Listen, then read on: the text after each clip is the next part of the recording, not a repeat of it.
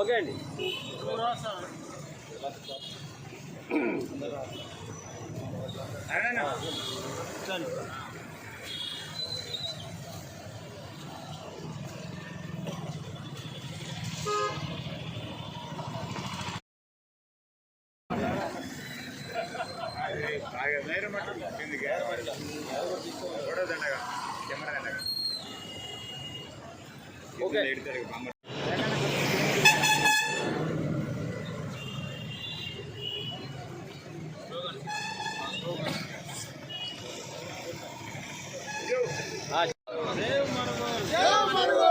కాపాడండి మన ముప్పు నుండి, కాపాడండి వరద ముప్పు నుండి, కాపాడండి వరద ముప్పు నుండి.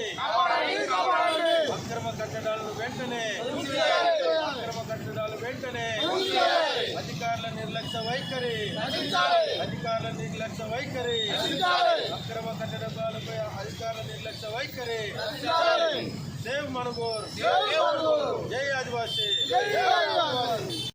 వరద ముంచటం వలన దాదాపు ఒక 10 కాలనీలు, సుందరయ్య నగర్ కానీ, అశోక్ నగర్ కానీ, ఇందిరానగర్ కానీ, ఇట్లా అనేక ప్రాంతాల నుంచి వరద తాకిడికి నివాసాలన్నీ కూడా మునిగిపోయి వాళ్ళు కట్టుబట్టులతో బయటకు వచ్చారు. మొత్తం సామాగ్రి, తినుబండారం, బియ్యము, రైస్ మొత్తం కూడా మరి వరదలో కొట్టకపోయినాయి. వాళ్ళని ఇంతవరకు కూడా కనీసం మరి వాళ్ళకి ఏం సాయం చేయాలో అన్న ఆలోచన మరి ప్రభుత్వ అధికారులు కానీ, ఇక్కడ ఉన్నటువంటి స్థానిక ఎమ్మెల్యే, మరి ప్రజాప్రతినిధులు కానీ ఎలాంటి ఆలోచన లేదు. కేవలం పరామర్శించి బాగున్నారా అని చెప్పి పోతున్నారు తప్ప వాళ్ళకి ఎలాంటి సౌకర్యాలు కలపాలా, ఏమి రక్షణ కలపాలా, వాళ్ళకి ఎలాంటి మరి ముందస్తు మరి ప్రొటెక్షన్ ఏమి ఇవ్వాలనే ఆలోచన కూడా మరి ప్రభుత్వంలో రాలేదు. మరి దీనికి చాలా అన్యాయము, అక్రమము, చాలా బాధాకరం.